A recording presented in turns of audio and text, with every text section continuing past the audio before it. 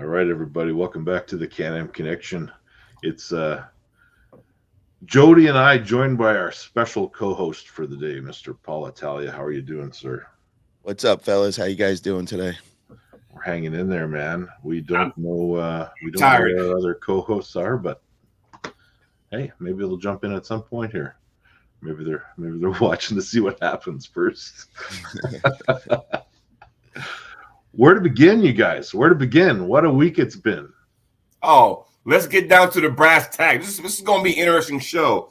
First of all, let's touch base with our guest, Paul, because you're a good friend of mine. I consider you a good friend of mine. And one of the things that's been going on with you, I, for one, I'm not okay with. Do you want to take the platform and share? Yeah, so I don't know, man. It's just been such a coincidence, leading up to the Knuckles Up event. Everybody knows that I was really promoting them really hard and every day putting out the pay-per-view and all their flyers and all. Well, like 2 weeks before it started happening, where any flyer Knuckles Up I was putting out was getting reported as spam. And they would take it down and say they would have to get reviewed, and it's usually like 5 days for it to get reviewed. So anything I was putting out practically was taken down and not being able to promote, that being the pay-per-view link and to buy the in-person tickets and all. So I was like, all right, whatever. I was like, it's pretty petty that somebody's doing something like that. And then the day of Knuckles Up event, that morning, things were just different. I wake up and my Facebook account was locked, and told me that I had to go through a process to identify myself and all. So I went through the process. As soon as I would put it in, it would say, okay, they'll get back to me within 48 hours, but like probably like an hour later, they unlocked it. As soon as it unlocked, instantly locked again. So I'm like, what is going on here? So I went through the process like 5 times. Now I've started calling up my friends that, know YouTube and all. I'm like, did you guys ever see anything like that? They're like, yeah, they should. As soon as you go through that process once, showing your ID or doing a live video, you should be good and unlocked. I said, yeah, they keep unlocking me, but then instantly I'm locked out again. So that day of the event, where, they're kind of depending on me getting out the pay-per-view link or whatever, I was not able to use my Facebook at all. So I'm at the event, Knuckles Up and all. About an hour before, the Knuckles Up guys come running over to me and they're like, bro, you're never going to believe this. Somebody's trying to hack the pay-per-view stream right now. I'm like, get out of here. And they're like, yeah, they're sending in all these fraudulent credit card numbers, and it's down in the system. People aren't able to buy the pay-per-views. And I'm like, oh my God, this is nuts. Like, I can't even believe that. And that's when I told them about what's going on with my Facebook account. So they dealt with it. They had some problems with it, but you know overall they were able to get the pay-per-view going and all that. So I thought nothing of it. I just I kept going, trying to unlock this. It was about 4 or 5 days after Knuckles Up. I finally, I sent an email to the Facebook support system and everything, and I get hit back from them finally. And I just explained my situation. I said, I went through this about 100 times now. Every day I'd wake up and I try, 4 or 5 times, submitted my ID, submitting whatever they wanted, and they'd let me in. And then as soon as they let me in, it would lock out again. So I said, what is actually going on? They said, well, there's been over 1,000 attempts to put in your password. My guess is, this is what the person I was speaking with, was that there is a bot system that is trying to crack your password. And thank God that Facebook has this, system that just locks your account so that it can't happen. So every time they were unlock it, it'd be unlocked for like 30 seconds. I guess they would keep hitting my password again, trying to do it again, and then Facebook would relock me and all that. So, they put on another thing of security. They told me if they gave me a way to get in touch with them directly if it happens again. And finally I got my Facebook back, but I thought I lost the Facebook. I thought there was, after trying that so many times and then hearing from my other YouTube friends, and once they would submit the info, they'd be automatically back in and their account would be good. Mine was different, but after 5 days I finally got it back. And this is like something that I built up for 14, 15 years. I've had so many people that I've got from the fitness world, family, friends, just pictures that I've had all this time. I was ready just to give up on everything and just like, I guess I lost my Facebook over it. So now I got my backup account. I'm starting to build that up. I got my IG now going a little more, and so I'm just going other ways and having other platforms so they can't shut me down like that. But I just think it was just a crazy coincidence. The same day of the Knuckles Up, and when they tried getting hacked, I was going through the same thing. I'm not pointing fingers. I can't prove who's doing what, but it just looks a certain kind of way. And again, it's sad that it came down to that because, again, like you said, you got a lot of people who put their entire life on there. In most cases, we're talking family photos, good friends, just awesome, and people use that to share memories. And the fact that it came down to this, it's like, what are we doing, people? And that's sad. It's like, don't y'all got something else to do in your life to sit there and start? Where are we at 6 minutes? Okay. Instead of messing with people, because that's just stupid. You know what I mean? It's weird, man. Like, do we have any idea where these are coming from? Because I've heard some rumors that the IP addresses were traced to a certain region. I mean, I personally don't know, but I've heard that, Knuckles Up did see that some of them were coming from Turkey, but they were also coming from all over the world. It was bouncing around everywhere. But, initially we were hearing that some of them were coming from Turkey and all. I don't know anything about my Facebook, who was doing it or whatever. I just know what they told me, that it was definitely some sort of bot system that was trying to crack my password and all that. I never got any info where it was coming from or anything like that. I was just actually, when the lady, helped me out and going through the process, I was just so happy and relieved to get my account back. I didn't even think to start asking those kind of questions or try to explain to this lady why this could be happening. So can you explain because we got a lot more people that just tuned into the show. How did you know it got to that point? I mean, did you log in and you got kicked out?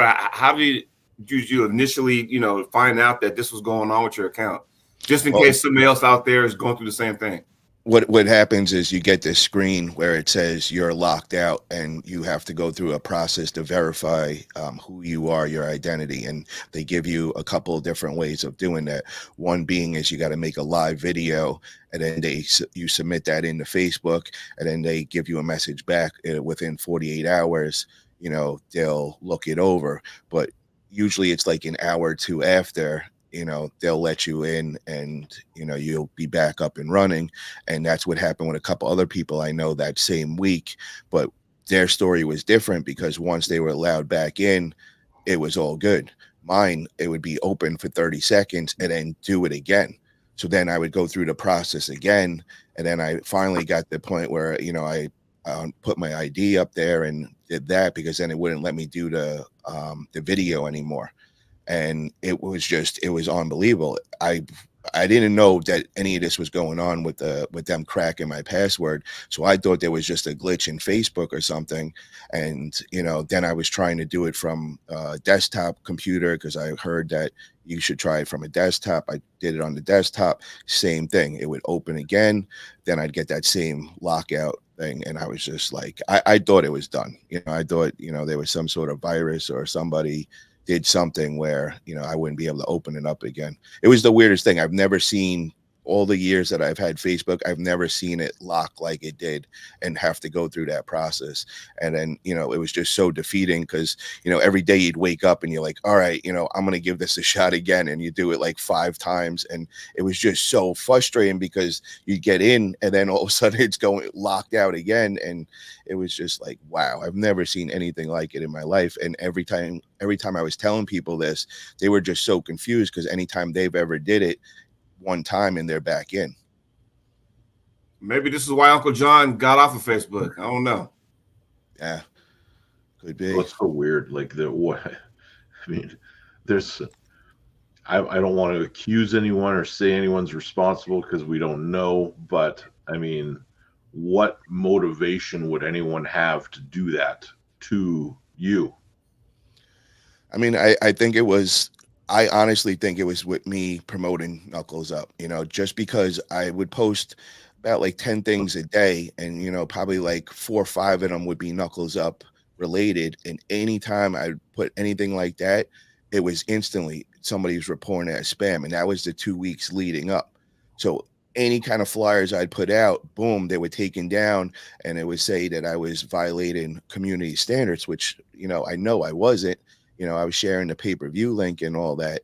So, it was working what they were doing, because now it has to go through a process. And, I see it would be like 5 days before they reinstate whatever I would put up there. So for that 5 days, I wasn't able to, promote Knuckles Up at all, any of their flyers or the pay-per-view links. It was driving me crazy. And, I didn't really know what was going on at that time.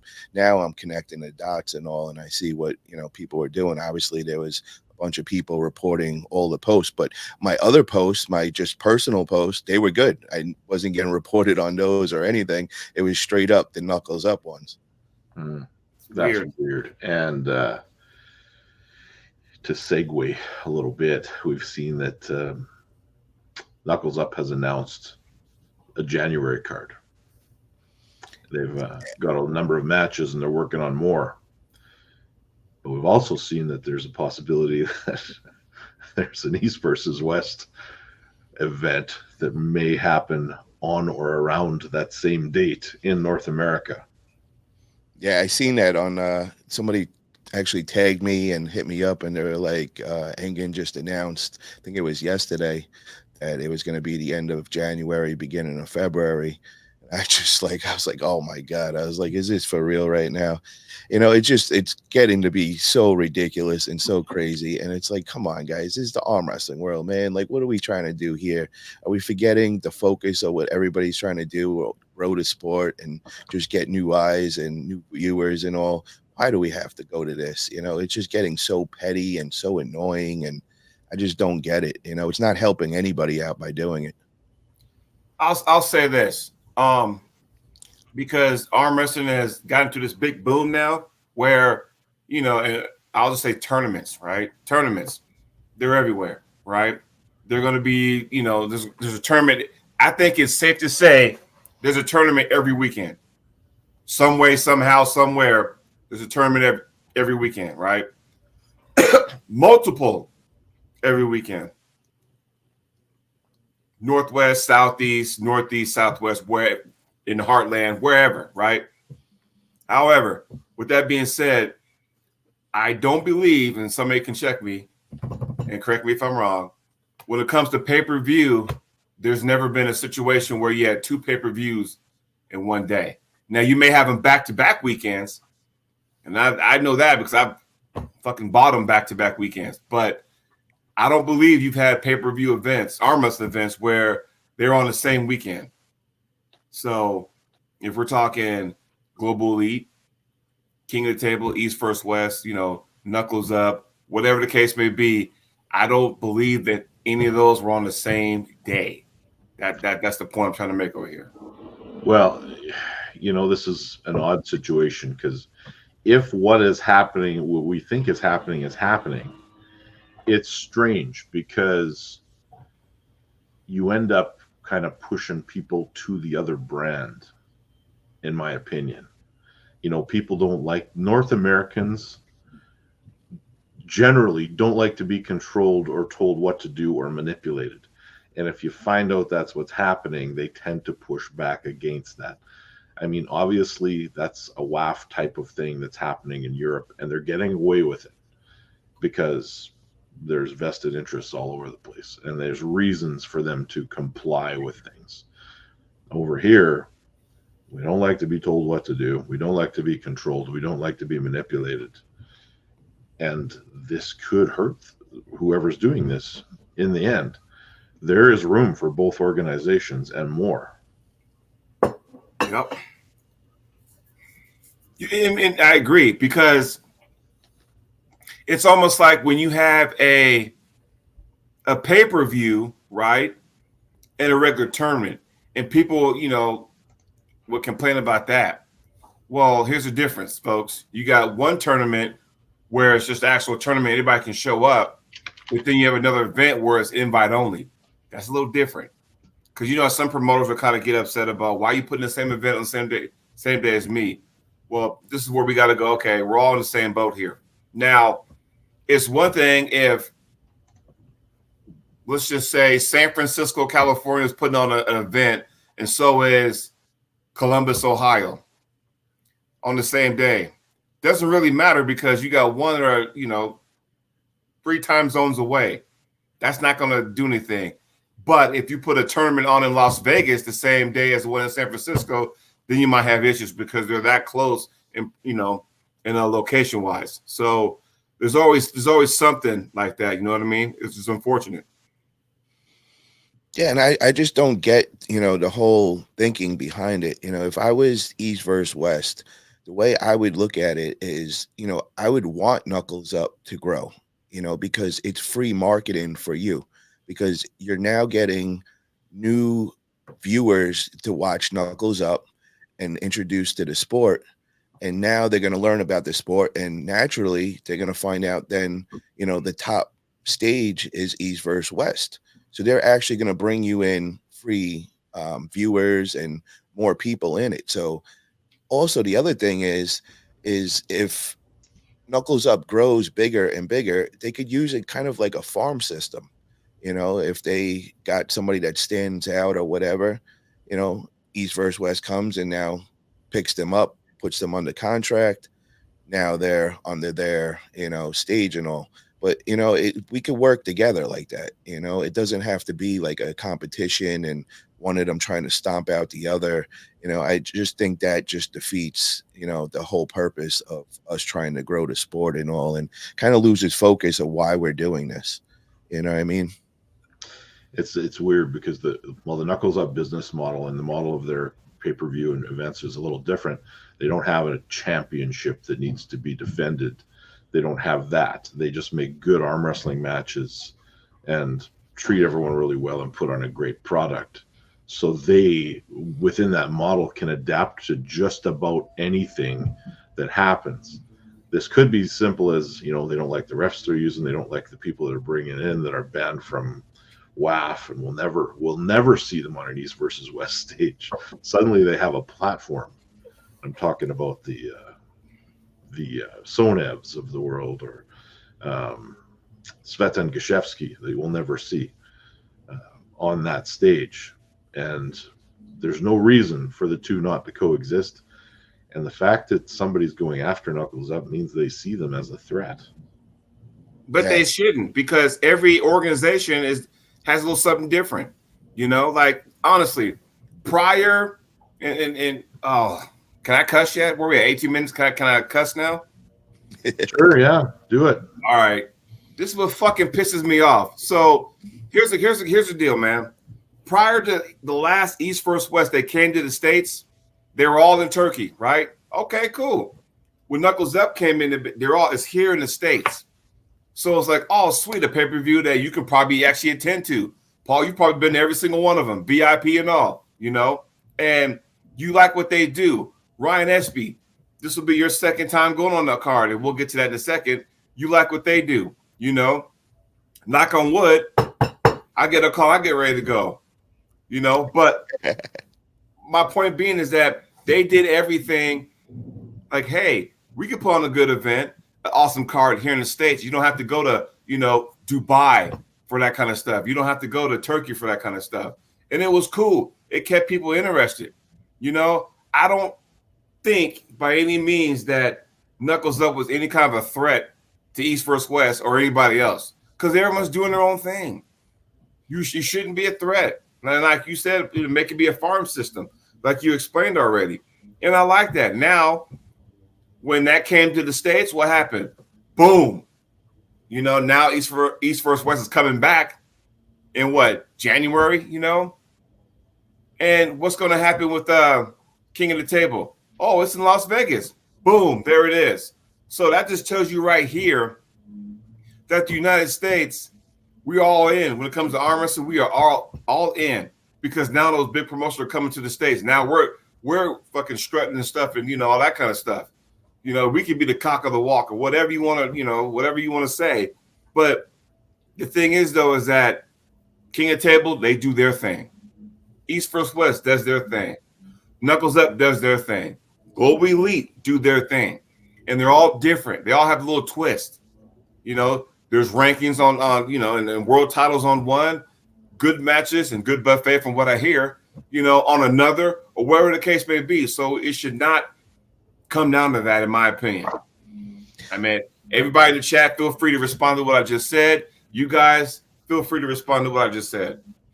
Well, I got to say this, guys. You guys got to see it in person. I know, Ryan, you've been there and all. You got the experience.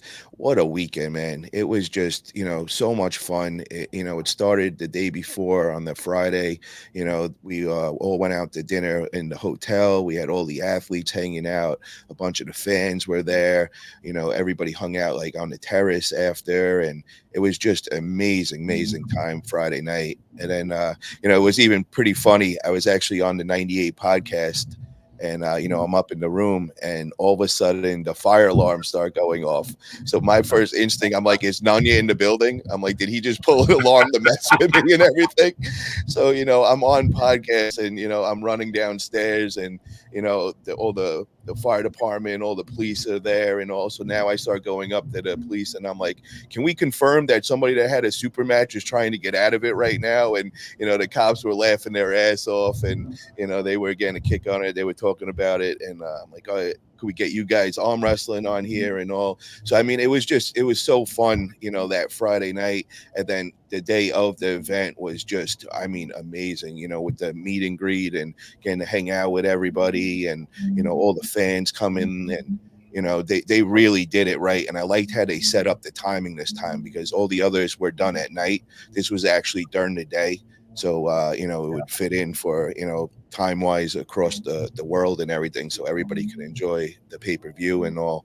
But after, they had everybody come back to the hotel, they actually flew in Merlene, and Merlene put together this great dinner for everybody, which was just amazing. I actually missed the dinner. It was just, I had so much fun Friday night. I was up until like 5 a.m. And then next thing, I'm up at 8 in the morning on Saturday to go to the event. So, come around, I think it was like 5, 6 o'clock. I was shot. I was like, I just got to get out of here. I am so tired right now. And I felt so bad, because I was looking forward to going to the dinner, and I heard all about the dinner from all my friends and everything. But I ended up just driving home and all that. It was just, I was ready to just pass out right there. But oh my God, what a time it was. It was just so much fun. And to see their production is just, it's amazing. And you got to like pinch yourself. You're like, holy shit, arm wrestling has come a really long way when you see the setup and the theater that they're having it in. And when you see like 20 people on their staff, and, they got all these crazy cameras, and, all the instant replays and all the lighting, and you're just like, wow, this is like something. I just remember when I first started in the MMA world, and I was there when UFC was going to that next level. I was at every event. I'd sit like front row VIP. I used to talk with Dana White and all, and each event I would see it progress and get better and better. And now to see this kind of happening in the arm wrestling world, it just gives me so much motivation. I'm like, holy shit, our sport is really starting to grow and everything. And it's just an inspiration to see what these guys are doing. And then to tell yourself, this is only their 4th event, and we're here. And I was at the first one, and I just remember turning around to my girl, and I'm like, holy shit, I've never seen somebody come out the gate putting on this level of production, and I threw a bunch of events, I threw 50 something events, and, I did it with Travis and all. And I never got to that level where they came out swinging from day one. And now to see where they're at the 4th one, I'm just like, this is next level. And if you remember back with East versus West, when they first came out, it wasn't until I think like it was 3 or 4 is when their level of production, really went up, when they tied in with Core Sports and all. But those first couple of ones, they were kind of, a lot less quality, and, they were just trying to figure things out. And this is not anything against them. They were figuring things out. But just to see that Knuckles Up is already there at that 4th one, it's just like, wow, I can't wait. I'm like saying to myself, what is number 10 going to look like? How much better and bigger, because each event I go to, you see the progression. You see, they actually listen to the people and they change things around, they tweak things, and it's just amazing. And to see now all these people coming from all over the world. Now we're really getting into the Japanese market. We're getting South Korea. We're getting all these athletes, and I'm coming like big fans of these guys I never knew before. But getting to hang out with them and just kind of see, where their countries are at in arm wrestling, it's pretty cool. And to see like the whole Australian team there, they're bringing in guys from all over the place, and I love it, and that's the positive, I took from all this. There's a lot of politics and a lot of warring back and forth, but when you just look back and you just see where arm wrestling is going, it makes you smile, man. We really are evolving and progressing. Yeah. Ryan, you want to put that comment back up? Because I stand corrected now. We back when we had the East versus West 9 and Knuckles Up 1 were both on the same day. Yes, they were. I don't think there's anything malicious. I think that just happened to happen. This next one, you could say something different about that, but if it does go that way. But I think that, Knuckles Up is their own brand. They're not affiliated with a world organization. They're doing their own thing. If you so desire to go to that other world organization, you find yourself not in good standing with one, you still have an option to go to a high level. And I can only say positive things about Knuckles Up. It's one of the, it is an amazing experience to go to. Everything from like how they treat you leading up to it, the fan interactive experience, the way they lay out the itinerary, the ease that the athletes have just showing up and having everything done. I don't think anyone has come away from there ever saying anything negative.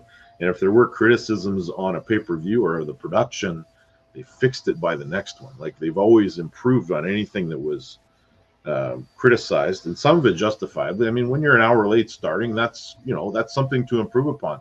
And next time it was fixed. So it's kind of it's awesome to see how they're doing. And my hope is that people will embrace them and the other brand and just quit messing with each other, and maybe they can get some stuff done in conjunction at some point. But I got to say this one thing though, Ryan. They have been getting resistance from the beginning. They didn't come out and say anything, but they've lost 4 matches in the first 3 Knuckles Up. So it was happening from day one. They were definitely getting resistance, and they were compliant with WAF. They were talking with them and finding out what they had to do to get their athletes, and then the communication just completely stopped. They weren't getting any answers back anymore. Nobody was in touch with them. They were trying to figure out, like, how can we resolve this? What reps can we use that's not going to give a problem to you guys? And the communication just completely shut down.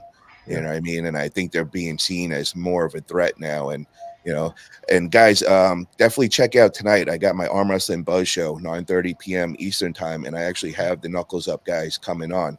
And we're going to go and talk about what went down at this last one and all the plans they got for the next one, January 25th coming up. So I encourage you guys to check that out. And if you have any questions, we could definitely ask them direct.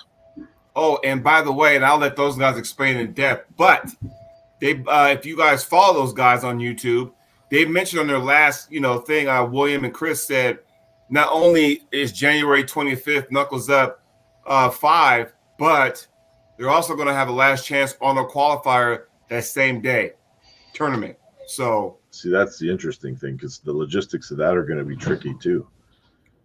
Getting that all sorted out with the pay-per-view. It's going to be a good time though. I would imagine that the tournament will be in the day and the pay-per-view might be moved to the evening. That'd be my guess. Or it could be, the tournament could be the Friday night. Who knows? That's something for them to answer. I don't have the details on that. I'll let those guys speak to it on Paul's show tonight, everybody. So 6:30 Pacific Coast time. Yes? Yeah. Yep. All right. And there is a big oceanic presence at this next Knuckles Up card too. You got New Zealand, you got Australia, you got lots of Asian countries being represented. Well, they deep, boy. They deep on this card. And for all you ladies out there, 3 women's card. Oh, yeah. Excuse me. 3 women's matches on the card. Yeah, I'm excited about that. That's going to be, I love those matches for sure. So all you ladies out there who complained about you guys are not getting your due, shut the fuck up, because there's 3 women and they're awesome matches too. Go support each and every one of them. Tell all your lady friends, hey, January 25th is showtime. Not 1, not 2, but 3 matches for the ladies on there. So I don't want to hear a goddamn thing about how the women are not being supported. Hey, it's right there on the card. Yeah. Are we going to see you make an appearance over there? I mean, I know you're always appearing during halftime and all. We see you on the big screen on the stage, which that was really cool to see that. But I want to see you in person, bro. I want to see you sitting right next to me, front row, bro. You know what? So here, I'll say this. I've been very blessed the fact that I'm able to be on 2 halftime shows, right? And I'm sure I'll be on the next one as a halftime participant. You never know. Maybe you'll see me on a future card there, Paul. Maybe instead of seeing me sit next to you, you might see me on stage. Who knows? Time will tell, though. Oh, maybe I could be a corner guy, bro. I'd love to have that. I would love to get on there. I mean, after all, but who doesn't want to see Chocolate Thunder on the stage go crazy up there? Because when they come out, the athletes come out, and they got the everybody knows me. Ryan knows this. I'm a huge wrestling fan, professional wrestling fan. Grew up watching it. So when you walk out on the stage and all of a sudden you got the pyro going on, I'm like, man, if I'm on there, I'm gonna act a fool over there. I might sit there and hit a pose while the pyro and fireworks are going. You never know. That's right up my alley. But again, time will tell. We'll see. Let me ask you, brother, who was your inspiration? Like, who was your wrestler that you used to follow? And I'm thinking it was like WWF days. Well, I watched both of them. So, let's see here. I was a big Sting fan, actually. Okay. My guy was the Warrior. I love the Ultimate Warrior. When you're shaking ropes and tying shoestrings to your arms like super tight and veins popping everywhere. So, yeah, I mean, hey, what about you, Ryan? Hogan, the Hulkster, always. It's kind of sad what happened to him now. He's over there telling lies and stuff. Oh, everyone needs to leave the Hulkster alone. He's an old man now. Let him live his life. I actually used to know him. I used to train at the gym in South Beach, and he was over there and at David Barden, and I'd run into him quite often. He was a really cool person, man. He would he didn't act like a big time celeb. He would talk with you, and really cool guy to actually meet in person. Well, I actually met him a couple of times. Yeah, I've had conversations with him. It's cool. I like the Warrior, but I was sad when he beat Hogan at WrestleMania. I was going nuts that night, man. I was so excited. I remember that, watching that pay-per-view and all. I was so young, but what a one great of the greatest moments I ever remember was when The Rock and Hogan went at it at WrestleMania. I thought that was one of the best matches ever. How about when Hogan picked up Andre the Giant and body slammed him and all? I remember that's a childhood memory. Yep, for sure. Really? Making memories. Yeah. There's certain arm wrestling events that make memories. You see what I'm saying? Like, it just, like certain things, like go out. Like when Travis beat Bavoda at WAF Worlds.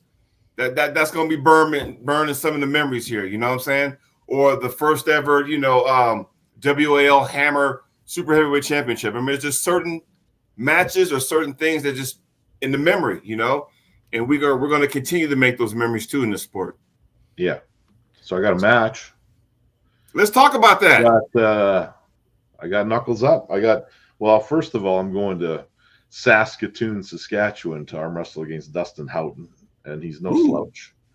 Is he related to Glenn Houghton? He's Len's kid, yeah. Okay. Yeah, second generation arm wrestler. All of his kids arm wrestle, and they're all good. They're all strong.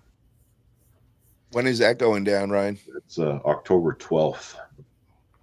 Very cool. Then I got my Arnold's qualifier, but then in January, Knuckles Up against Vitor, Gabby's husband. Although we should probably not call him Gabby's husband because everyone will just call him that. What can we expect, man? Because I've seen a couple videos of him pulling. I think he is. Is he a world champion or something? Or I don't know what level he got to at WAF. I know he's been coaching her for a long time, so he, just based on that, he's got to be a threat. But I think I'm gonna handle him. Did you see the video that Gabby and Sarah put out, that arm workout? oh my God, beast! Can't believe the numbers that Gabby's putting up, and it's just crazy. Yeah. Like, I've never saw a woman arm wrestler video and got motivated until that one. Yeah. That made me want to go do curls, man. Like, Yo. seriously. And here's Vitor. Come on, one more. I'm thinking, I've never seen that before. And here's the thing, that this is what explains arm wrestling. You got two ladies who are rivals. I mean, their history goes way back to the early Arm Wars days when they were like young ladies and like damn near teens almost. And fast forward now, they've been rivals on the table, off the table, that kind of stuff. And the fact that they can get together and have an arm workout, right? And put that on social media so they can show it to everybody. That right there, if all you ladies out there, if nothing else, go look at that video. Because I'm telling you, that motivated me. That was really cool at what they did. Yeah. You got to see Sarah in person. Sarah has cut down. I believe she's around 176 right now. And oh my God, the after pull, I came in late. I think it was like a half an hour, 45 minutes in, and it looked like she was pulling the whole time. I got a bunch of video. I put it out on my YouTube channel. So if you guys want to check it out, she was just lining up these dudes, bro, and just going right through them. I mean, she just looked so strong and powerful on that table. And to know that she lost, I think she's down like 10 pounds. I think she's even going to go even lighter than that. But, she has not lost any strength from it and looks, just so athletic. And, she is jacked right now, her arms and everything. And it was crazy, just one dude after the other. And I even seen her beating Will from the High Five, the Knuckles Up crew. Will's a big boy, man. Will's like 305 pounds, and Sarah was handling him. I was just like, holy shit, this is crazy right now to see that. I watched her. She did the same thing at the Global Elite event. She just stayed on that table, and all these guys from the crowd were coming up and trying to arm wrestle with her, and she was just destroying all of them. Yeah. And she will be on the Knuckles Up card. Same one you're on, right? On the card. Yeah. That's awesome. Yeah. I want to ask Jody this. Who do you have as the favorite between Ryan and Vitor? Is that a trick question? You know what, Jody? You can say Vitor if you want, but I'm not going to believe you. I mean, let's be real here for a second, So, Knuckles Up 1. Okay. Ryan, were you on the first one? Yeah. Okay. So, 2 reasons why I purchased Knuckles Up 1. One, because my co-host was on there. So, I'm going to be rooting for afar if I can't be there in person. The second reason why is because I want to see what Knuckles Up had to offer. And I was like, wow. And they've come a long way since the first one. This is what, number 5 coming up? So, yeah, but to answer your question, I'm going with my man SP. Let's be real, because why not? That's my boy. That's my partner. Look, Can-Am Connection. If there was an arm wrestling where we had the tag team titles, he'd be my tag team partner. Hey, we'd run some shit. Ryan, what weight do you plan on coming in at? Because I remember last time when I seen you at the Knuckles Up, I didn't recognize you at first. I had to do a double take. I'm like, holy shit, bro, you looking extremely fit. It looked like you lost some weight and all. It looks like you gained a little back. You've been putting on some size, it looks like. Well, I pulled Meadow Orangi, and I was about the same weight as him. So wow. Okay. About 375. So holy shit. That's what I'm coming in at for Knuckles Up. And we'll see what happens after that. I mean, I plan to stay about that size until the Arnolds, and then we'll see. Yeah, I got you as the favorite for that, but I don't know too much about Vitor. He's kind of like, the phantom when it comes to arm wrestling. I know he coaches all these great athletes, and he's obviously a big motivation behind Gabby, and I think he was who else has he coached? Wasn't it the crazy dude? I can't remember his name right now. Wagner? Wagner. Yeah, I can't believe I forgot his name, but I think he helps coach him as well, right? Where's he at these days? Not really sure, but I'm sure Vitor would know. Yeah, I see him from time to time on like Instagram and stuff, but I haven't seen him take a match or be signed to anything. Like, who knows? I mean, he's one of the guys that fell off the Knuckles Up 1 card. Yeah. Maybe due to politics, maybe an injury, who knows? One of those things. Jody, we got to talk. We got a big event this weekend. Oh my God, yeah, bro. You got your hands full. But first, we got to the big event we're talking about is Jody Williams versus Mega Mike. Oh my God, fireworks, baby. And I'm here to tell you right now, there's not a whole lot of people that thinks I have a chance. So when I hear things on social media, I've seen them with my own eyes, and they're saying things like, oh, easy win for Mike. He's going to crush Jody. No disrespect, yada, yada, yada, yada. So I want everybody in the chat, aside from hitting the like button, I want you guys' feedback on that. And you guys, what do you consider being crushed? Like 3-1, 3-0? What is that? I know what I consider being crushed. 3-0 with the match never stopping or slowing down. Right. Now, you're in a good position, Jody. That is a nice position to be in, where no one expects you to win. Right. Because you really, have an opportunity to prove the world wrong, to shock the world, and there's really no pressure on you going into this. No pressure. When you're on the other side of it, when someone considers you a favorite and tells you how much of a favorite you are, yep, that is a terrible place to be at, because now, like, anything other than a complete annihilation is almost damaging to you. I'll give you an example. Both of you guys saw when I went to Arm Wars last year, right? And I pulled Adrian Popescu for Romania. Y'all saw that match, right? Yeah. 6 rounds, right? Now, on paper, I got crushed because he won 5-1. If you saw the match, there was no crush about it. I was in that bitch the whole entire time. So, but on paper, it's like, oh, well, yeah, 5-1, Jody got whacked. Unless you saw the match, I got my ass handed to me. You actually saw the match, it was like, okay, dude had to earn it. It's on YouTube. Look it up. Jody Williams, Arm Wars. You'll see me and fucking me looking like this up there because he's fucking that tall. I got my ass handed to me on paper, but I was in that sumbitch the entire time.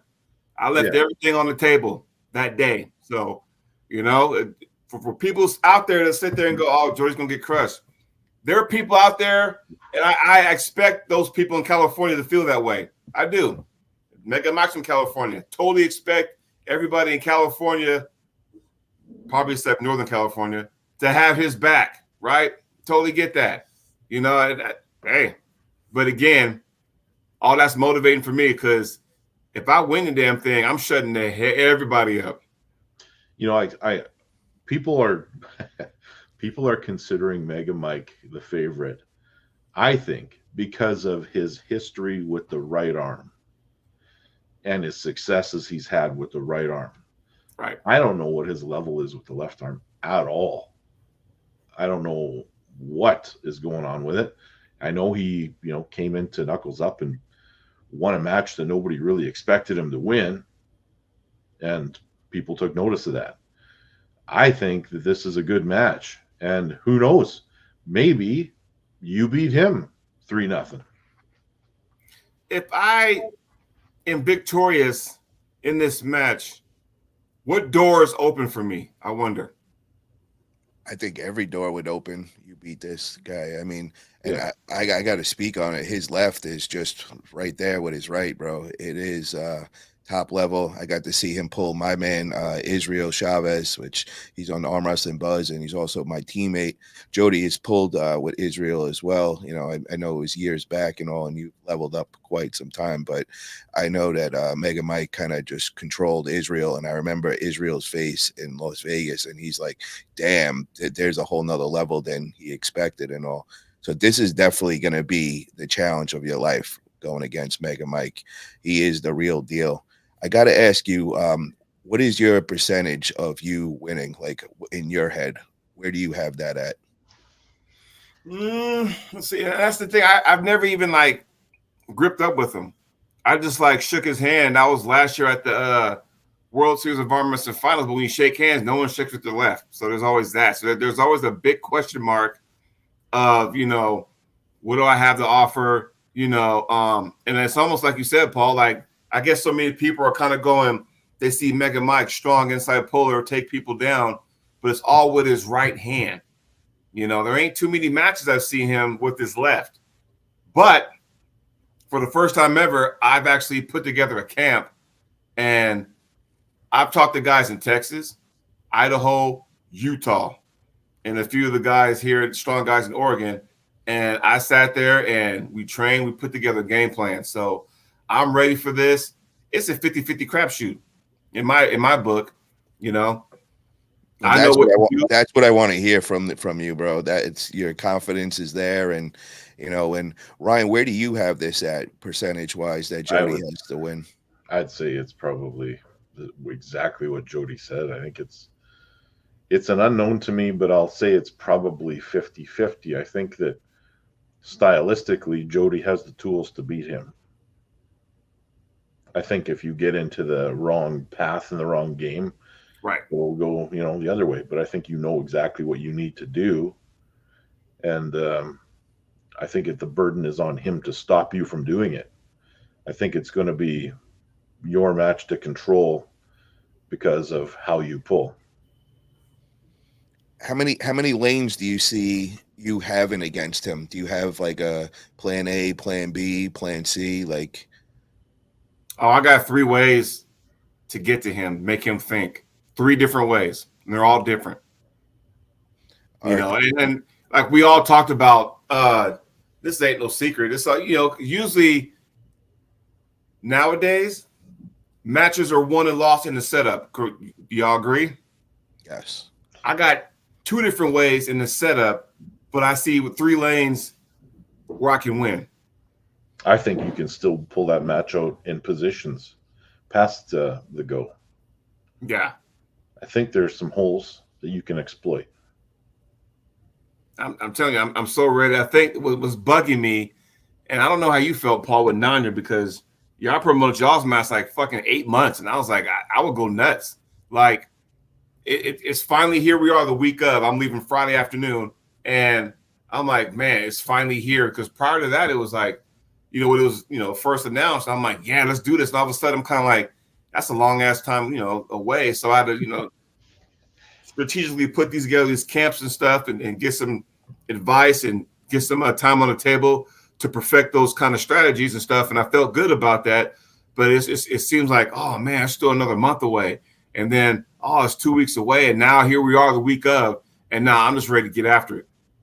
I learned one thing from that match, bro. I will never take a match that far out. You know, I think the sweet spot's 3 months. You know, I think that's, you know, because it was just physically and mentally draining. And then what was the most frustrating for me when I went against Nanya, it was the way that it went down that day. To train that long and to put so much focus into a match and just, you know, all these outside things happen and all this craziness. And then, you know, find it out a week later that, you know, he admitted to everything that, you know, I thought went down. It was just, you know, I was burnt out after that. I needed a break. And I actually been off the table since then, and just training in the gym and just getting overall strong. And I told everybody, I'll be back on the table in January, but I just needed that break. I was just like totally mentally burnt out and just didn't like how that all went down. So yeah, 3 months is like the perfect time to take that super match. Anything longer than that, it kind of works against you and all. But now, is that speaking for you? Yeah. Okay, because I mean, like, you could take Ryan Espy, for example. We all know he's going to compete. I mean, he has, a couple matches and tournaments in between. But if you pinpoint January 25th, you can also go backwards and go, okay, well, let's see here. Let me see. January 25th is here. Today is September 25th. You can actually, September 25th, October, November, December. You got 4 months. There you go. So you can also scale back and figure out when do you start the trade then in the prep for that too, if you wanted to. So now you're exactly 4 months. So there you go. Let me ask you this. How did your camp go for this? Like, did it go, as planned? Did you come out of it 100%? Was there any hiccups or hurdles on the way that, kind of pushed you back at all? Because that has a lot to, with anything, brother, like, because, life, hits you sometimes, and, things happen, and that, during a super match, and maybe you didn't get everything you wanted out of a camp. How did the overall camp go for you? It was the first time I actually put a real camp together. And of all the places, all the training I got, not one training took place basically in my city, for starters, okay? I had to travel outside of my own city limits, away from my team. No offense to them, but it's just like those guys are on a hiatus right now. So I'm thinking, okay, I cannot get this done if my team's on a hiatus, So I had to travel, within the state, did some training there. I traveled to Idaho, visit Robbie Topi and his crew. I talked to Justin Green in Utah. We video chatted, went over some stuff.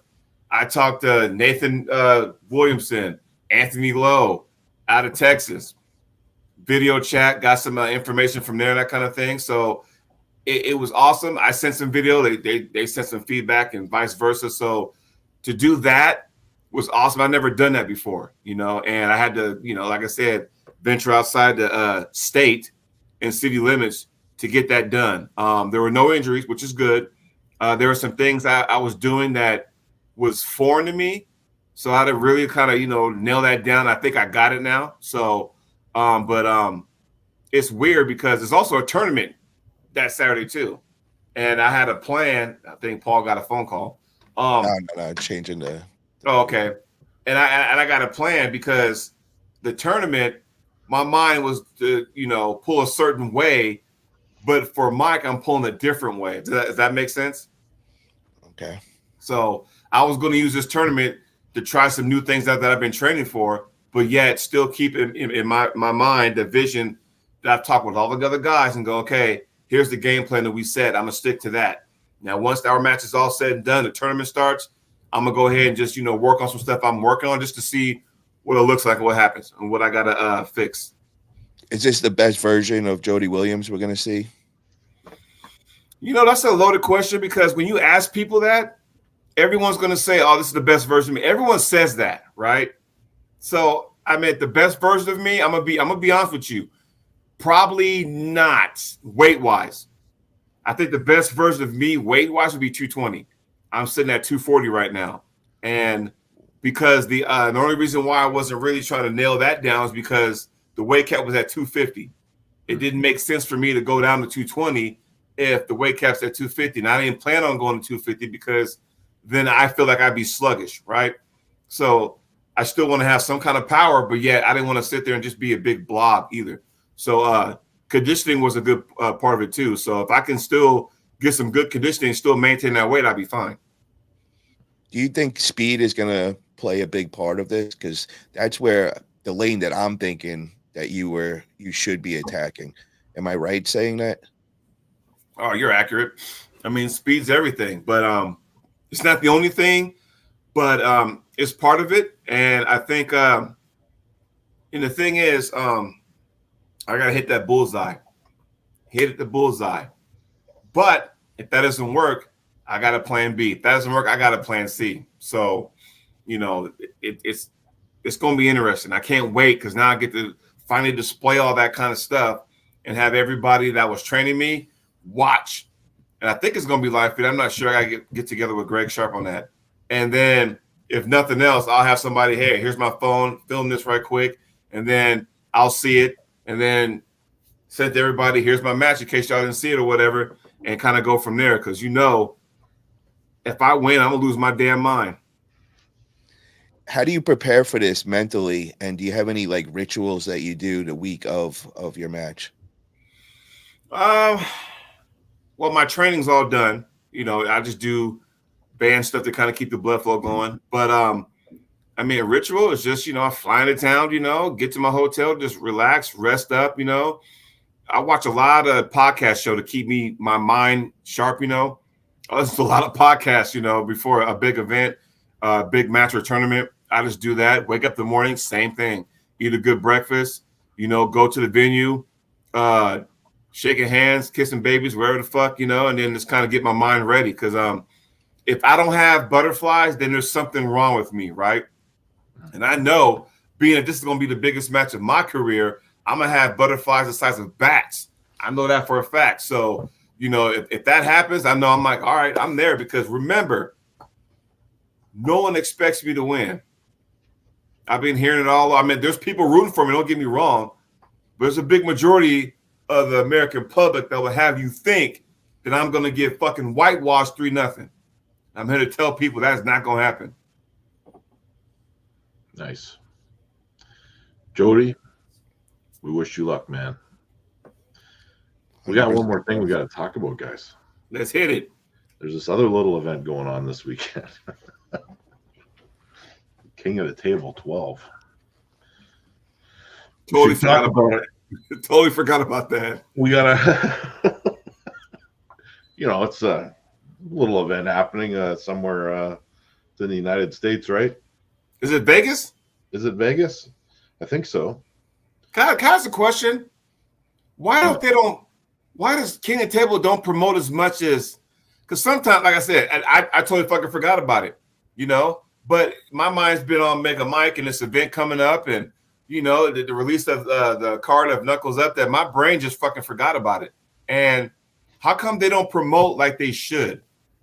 That'd be my question. I don't know that, and I see the updates because I follow the athletes that are competing, and they post the updates and the images of everything. So that's how I learn about these things. I'm not getting stuff from Core Sports, and if you go to like Knuckles Up Facebook page, there's not much there. Like it's more than just relying on the athletes to get that word out there. Yeah, I don't get it. I always question that, how come they don't have somebody that is just, going hard and promoting their event? I think it would be, beneficial to them, financially and, just for the athletes also. They never really did, that much promotions. Even East versus West has like upped their game tremendously. Ingen's got his podcast and he's interviewing guys all the time, and they're always talking about the upcoming stuff. But this one, man, you just don't hear nothing. It's a pretty awesome card. Hey, the last thing I saw from KOTT was that he was posting about an injury. Is he still pulling? No, I believe he's not. I think they were trying to find a replacement because I seen Devin making a video. I think he was calling out Artem Morzov right hand. He said he would pull him because I know he's got the match with Leonidas left. And I did see a video of that, so I don't know if they're going to replace that match or actually what happened with Alex Kadetcher, but I think he is out. Yeah. Now, was that a bicep that they showed? I don't know what injury it was. I think it was in the last couple of days. And the only reason why I know was I seen Devin make that video. And, that told me that something happened with Alex. I have no clue what happened, though. Because it was a close-up. It was like all like purple and stuff like that. So it was a serious – okay, Phil Woody said it's an inner elbow tear. Yeah, it was nasty looking. It was like purplish, Well, so who again was he supposed to pull? He's supposed to pull Morozov right-handed, but there's any number of guys on this card that are, well, I mean, you got Camille, Corey, Devin that could all jump in there with Morozov. Yeah, that's true. So we'll see what happens. So right now there is no Krdecha and Morozov match, but Morozov's still in the poster. Krdecha is not. Ooh, okay. So let's go through these fast. Let's do it. We got Corey West versus Kamil Jablonski left arm, and that was a question in the chat a while back who I would favor. But should I write these down? Yeah, you should. Since Nathan's not here on the show today. Yeah. Well, yeah, and then of course Stacks. I think you're right because Devin does have another match right away. Well, a month later. Is that Oleg against Oleg Petrenko? Yeah. Yeah. Okay. So I mean, Devin pulling that close together probably isn't the best idea, but especially with Engen allowed at, Engen might be having. Yeah, I doubt he would allow that to happen. Although Devin is the one guy that could probably do what he wants, and there would be no real consequence for it. I don't know, man. I know him and Engen definitely butt heads. I've got the phone call from Devin a couple of times, and I know they were butting heads quite often of recent and all. So I don't know. I think Engen's still pulling the strings there. Mm-hmm. So did we say Corey West and Jablonski, right? Corey West and Jablonski, yeah. I'm pulling Corey. I don't agree with you, man. I mean, it's fine. I like both guys. I think Camille is just the style that is going to be hard for Corey to deal with. I think Camille will push him off center, and he'll have to fight from that press. And it's Corey might win match number 1, but he ain't winning the whole super match. If Jablonski wins this thing, what does that do to? Does that like poo-poo the match between Corey and KOTT? It's two different styles, completely different styles. I think the styles make the match. And before I say my pick, I want to just say I love both guys. I really like them a lot. I love Corey West. I love Camille. I've hung out with Camille quite often and all.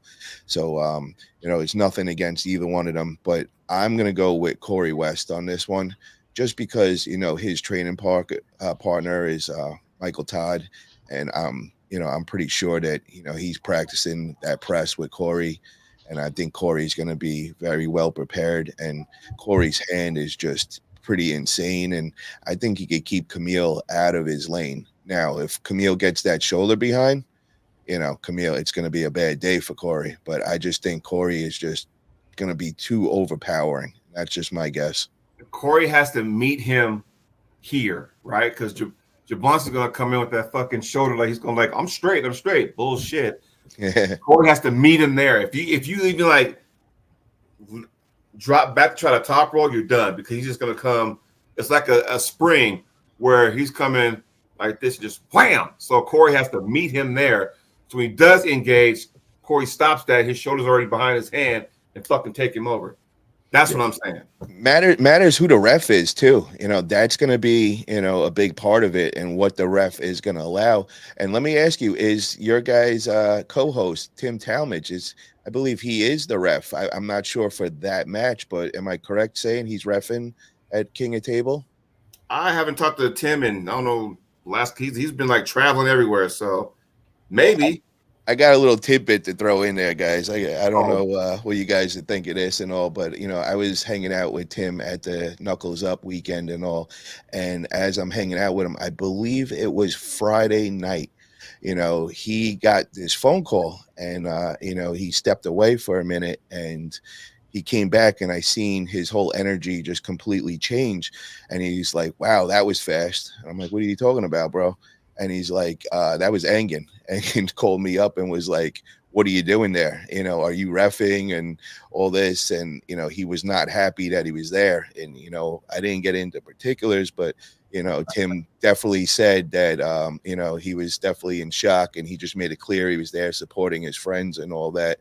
But he was a little nervous if that was going to be a problem with him reffing at King of Table. So, I'm curious to see, what matches he'll be reffing, if he's in still good standing. Obviously, he's in good standings if he's gone there, but I thought that was interesting, and just to see his whole energy changing. We were all kind of joking, there in person, like, Engin's calling, like, you're in trouble. The turkey's calling, the boss is there, and he seemed not happy and all, but so I'm curious to see how that all plays out. And I want to hear, I was kind of hoping that Tim was going to be on here today and wanted to bring up that, topic and all. Well, Tim has ref there before, so I don't think it should be a problem. So, well, hopefully it doesn't impact anything, because just going to an event shouldn't. Right. But we know that it does sometimes, mattering who it is. I've definitely people been banned for a lot less than that, but being at the wrong place, supporting the wrong people could get you on a ban list, and that is 100% fact. Nice. Who do we have? Auden Laird versus Korean Hulk? Yes. How do you have that one, Ryan? What's your thoughts on that match? I mean, I don't. Korean Hulk looks like a big, strong, proficient arm wrestler. I think it's a move up in competition. Well, I know it's move up in competition for Auden, because he hasn't really had any serious competition, and this is, a good test for him. I'm going to say I think the Korean Hulk's going to take the match, but I'm not counting Auden out of it, and I think he's got a chance, and I think it definitely will be an impressive win if he gets it. I'm going with Auden on this. Yeah, I think yes, you're right. You're right on so many levels on that, Ryan. I think this will be this fight. I kind of didn't want to pick because I've never seen a Korean Hulk. I really haven't, and I've never seen Auden with some real good competition. However, if your dad is Devin, I'm sure he's going to get you mentally prepared, because he ain't going to go toe-to-toe with him power-wise, because I've seen that big old ham hock before him by the Korean Hulk, and that's probably something you don't want to do. So I think what will happen, and the rule is, the bigger the muscle, the more it can fill up with blood real quick. And if I know Auden, he'll probably drain that guy to where, hey, he's going to fuck with him in the setup. You're probably going to hear elbow the entire goddamn time.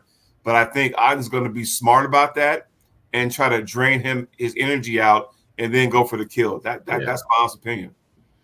I watched Auden's channel, and I remember him saying that, the Korean Hulk hasn't pulled, and I think it was like 3-4 years. And I've been in the sport 4 years, and I haven't seen him pull. So somebody correct me if I'm wrong. It's been quite some time since he's been in any kind of super match. Is that correct? I've never seen him.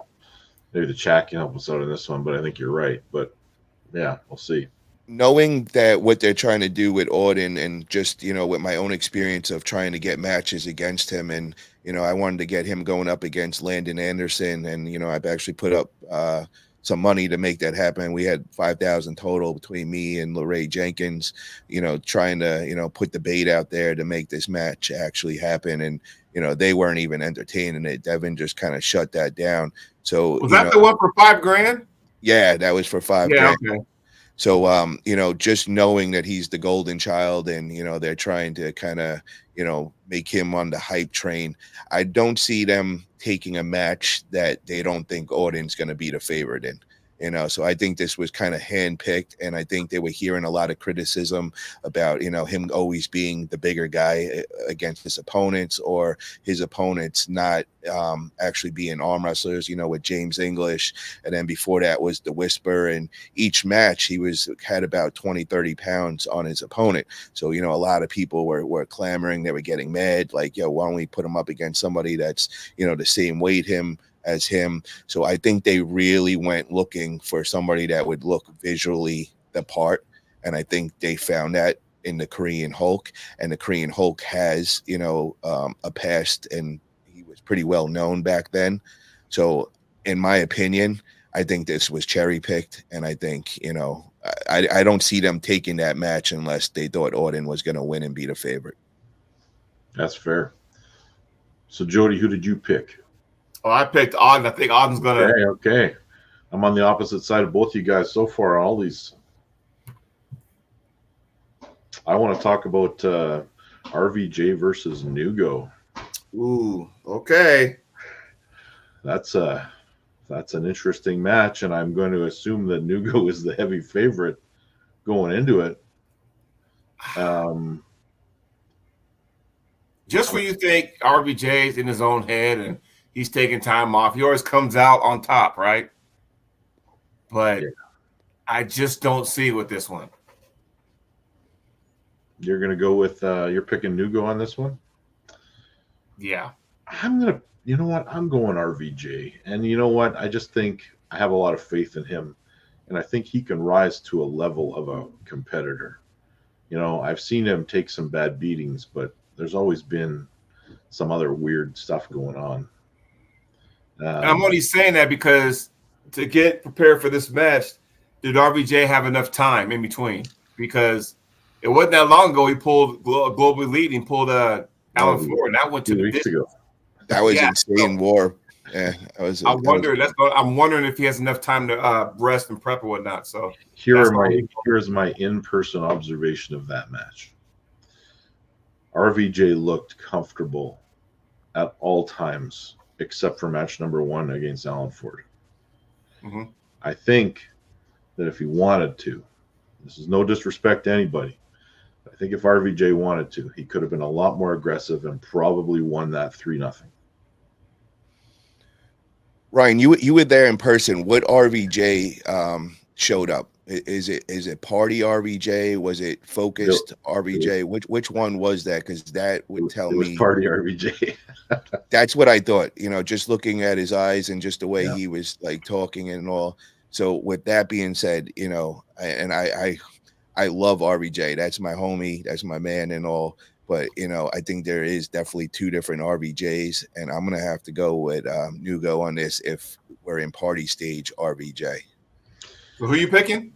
Nugo. But if RVJ was in athlete focused and, you know, not in party RVJ, I would have went with RVJ. But just, you know, hearing Ryan's answer where he was at Global Elite, I'm going to go with Nugo, and I hope, you know, I don't see some videos going out now and him cursing me out for making it and all. But RVJ, I love you, bro. You're my homie, and I hope you get the win. Oh, yeah, no, I know. And I hung out with him at Knuckles Up. You know, he's a great guy. He's been on my podcast plenty of times. Always a lot of fun. But, you know, I also have heard of, you know, there's 2 different ones. And, you know, when he's in the party stage, you know, that's going to be a hard match if you're not 100% focused and dialed in completely, you know. Yeah. When we were at Global Elite, he was giving me some shit because of our opinion on his match with Jerome Loud. Hell yeah. And to this day, seriously, you don't pull that match, but now I'm pulling Alan Ford. Now I'm pulling Nugo. So, like, why do we leapfrog that? But that's neither here nor there now, so. Yeah. They told me he thought he'd beat me in a left arm super match, and I thought he was okay. You've had too many. What else we got? We got Sergey Kalanchenko versus Georgy Svetkov. Awesome match. Really interesting match, man. I got to pick for this one, but you guys go ahead first. I'm gonna go with Georgie on this one. And this is right hand, correct? Yeah. That's the contracted arm. Let's get that one right. Yeah. He pulled the uncontracted arm a week ago at some other event. But it's contracted at certain events and not others. So, you know, it matters what event it is. The word on the street is that Georgie's hand cannot get top rolled. I'm going to say Georgie wins, but he will get his hand busted. Man, if I win this or if you guys beat me on these predictions, it's going to be clear because I'm picking the opposite of you all day long here. I think that Kalanchenko is going to step up and win this match. And the untop rollable hand, there's no such thing. Yeah, exactly. But I think he will get busted back. I think Georgie's going to be too strong, man. I think he's going to dominate on this one. You know, that's just my guess, though. Yeah. And I'll take it. I know I'm not December yet, but I'm telling you right now, September 25th at 10:16, West Coast time, Jerry Carteret will get a win on Levon. I already said it. We can get into that later on, but yes. Yeah. Matters where it is. Do we know where it is? Has it been locked in, like location? I don't know yet. I mean, it's December, so I'm sure he'll figure something out. But yeah. What if they that's in my eyes, knowing Jerry, that's everything. It matters where it is. If he has to go on a long flight, I don't think so. What if it's the January one? Oh, yeah. I thought that was already said December, was it not? No, we haven't got no confirmations, no lock-ins or anything yet. What I heard. I swear they talked about that in December. Because isn't he on the same card with or is Tadzilla Yoshi on the East vs. West? Because I thought Jerry and Levon was on the same card as Cody Mary and Corey West. Wow. Yeah. King of the table. I really don't know, guys. I'm assuming after this weekend we'll know. Neil's index finger said December 14th. There you go. But that's locked in. That's official. If that's official, then so that would be then in the United States, right? That would be Vegas. See, that's why it's crazy with King of Table, man. We don't know. They need to get somebody to step up and be the promotion. That guy that makes all the noise. We got East versus West. We know we got Crazy Engen that is just nonstop posting, and his life is dedicated to putting it out there. I'm that guy with Knuckles Up. I'm all in with them and getting their matches out and making tons of noise. I'm actually going to be doing a show with them on their new show, Table Talk, and I'm going to be helping them out on their channel as well. King of Table needs that guy. I don't know if maybe Coach Ray or whatever, but somebody needs to step up and be the mouthpiece behind them so that, all this, we should know that. I mean, if this is, Levon, Poe, and Jerry, I mean, we shouldn't all be asking, like, does anybody know where it's going down? And, I would, oh my God, if I knew that was 100% locked in, that was my event. Oh my God, that'd be everywhere right now. Well, there you go. So who we got? Do we got Devin and Oh, hold on. We got Christo versus Casper. Who? Casper Seneca versus Nadalin Christo. Is that their referee? Yeah. Ooh. That's I don't really know about these guys. I know Christo is the referee. He's a pretty good puller. I don't know. I'm not sure who the other guy is. So I'm going with the ref. That's what I was just about to say. I mean, they got to treat him right, and also I think he's going to be the favorite. I don't know. You guys are going with Bristow? Yeah. I'm going with Casper. So you can. So damn, you're across the board against us over here. I think probably this last match though. I don't think I'd be surprised if there's discrepancies in this last match. I don't even see that being a match, man. Like I've been scratching my head about that. I'm assuming it's the main event. Yeah, Devin and Leonidas. And it's not taking anything from Leonidas or whatever, but I mean, yeah, it's two different worlds here. I'm going to mute you guys for 1 sec here. You guys talk amongst yourselves. This number's been calling me repeatedly, so I got to see what the hell it is. Oh, no, that's just voicemail. That's all right. That's good. Yeah. I'm going to say Devin's going to beat him fucking 5 different ways. I think by the time it's over, Leonidas won't have any use of that left arm whatsoever. Because now he'll be 0 for his last 2, correct? Hey? He'll be 0 for his last 2 matches because he lost to John, and now he ends up losing to Devin. Now he's 0 for his last 2. Well, I mean, it would make him 1-3 in his last 3. So,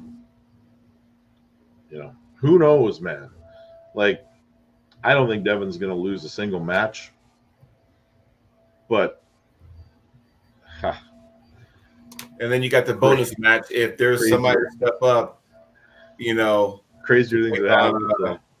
What's that? Crazier things have happened, I guess. But. Yes. Do you think Devin will play, he'll put on a show where, he might, mess up in, one round, playing around a little too much? Is that a possibility in That's a either your heads? possibility. Yeah. I think he wants to see how strong he is. And then he'll stop playing around and go, okay, let me go ahead and put this away before I get in some deep trouble. But I think he'll just definitely will know off the go what's going on. I just don't think that and like I said, this is nothing against Leonidas, but I think everybody can probably agree with me when I say this. I think the table IQ drastically favors Devin. He'll know on the grip up, on the setup, he'll know what Leonidas has because John felt it. And now it's like, okay, Devin's going to be like, all right, I'm going to put my frame. I'm going to put you in a position where you get fucked in the setup. Devin's the one that trained him, bro. Devin's the one that got him into the sport, so as soon as he feels his hand, he already knows what lanes there are. He's did his homework with him. I mean, he's the one that was kind of, doing everything when Leonidas first came in the sport. Am I right with that? It's going to be one of those deals where Devin has taught everything Leonidas knows, but Devin didn't teach him everything he knows. Yeah. Well, gents, that's all the matches that are listed. There might be a bonus one, but we can't predict one we don't know about. Well, let's just take a guess. What do you think the bonus one will be? I think it'll be Kamil against Morozov right-handed. Woo! That kind of makes sense. What about because we've already seen Corey West go against, so they couldn't put Corey West on a right-hand match against anybody with that, right? Yeah. That was the other one I was thinking a possibility, but I think you might be right with the Kamil and Artem could go down. How would that go? How would you have that then? I mean, you know where Kamil's going. And Morozov left is, his dominant arm. I mean, it's a much different match than Kurdecha. I think Kurdecha would have taken that match if he was healthy. I think Kamil gets it done. I think Morozov gets tired, maybe takes round one, maybe round two, and Kamil. I still want to see a press versus press between Kamil and Jerry. Bucket. Yeah. I'm with you on that one, man. And after seeing that last performance from Jerry, I think there's another level. I think Jerry's up at that, top of the press row, where before I was like, it could be a possibility there. But after seeing Jerry's last performance, I don't think that's going to be close. I think the experience is going to show that day if that ever happens. I get the curiosity about that match with Kamil and Jerry. But I think what would happen with Kamil and Jerry would be the same thing if you put two counter strikers against each other in the UFC. You're going to see a lot of playing around in the setup. You're not going to see a whole bunch of action, and one guy's going to dominate the whole thing. It's going to be whoever initiates first, and that's just it. It's going to be whoever initiates first wins that match. Whoever gets in their position, because I don't think Jerry pulls strong defensively, and I don't think Kamil pulls strong defensively. I think Jerry has an ace in the hole. That ace in the hole. Ace in the hole. We saw it against Georgie. Gennady. We saw it against Kurdeka. He has that ace in the hole. I don't know what kind of plan B Jablonski has, but like I said, that may be a match down the road. We'll have to wait and see. Yeah. I mean, that's a match that could be best out of 3, and it would be just as exciting if it was best out of 17. Right. I think Jerry's just way too strong for him. I think Jerry owns that lane. I think it's going to be a war in the setup, like you guys said. But I think Jerry's experience and everything is going to that would play in too much. And, Jerry's not going to let him get even in that lane. And I mean, Jerry in the setup is, he knows that shoulder's got to get behind there. And I believe he's going to get it there. Yeah.